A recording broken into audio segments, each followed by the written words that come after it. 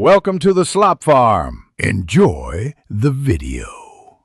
This guide shows how to use Expresslrs Configurator step by step. First, download the configurator from the official release page and unzip it to a known folder. Install the configurator application on your computer and accept driver prompts if they appear.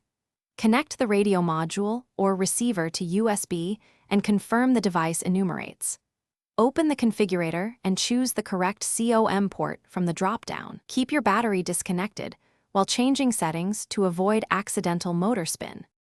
Select the correct target hardware in the device drop-down and pick the matching firmware build and protocol options. Choose features like receiver mode, CRSF telemetry, and Lua scripts before building. Set the packet rate to 500 Hz or 250 Hz depending on your flight controller and desired latency.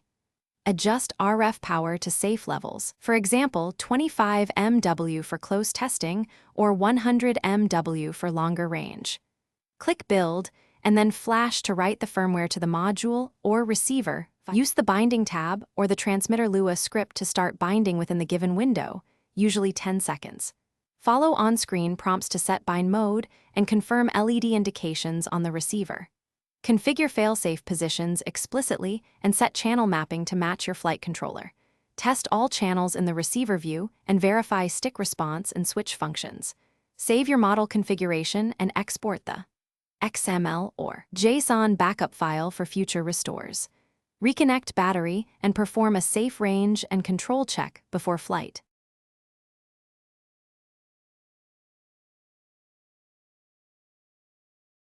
Thanks for watching.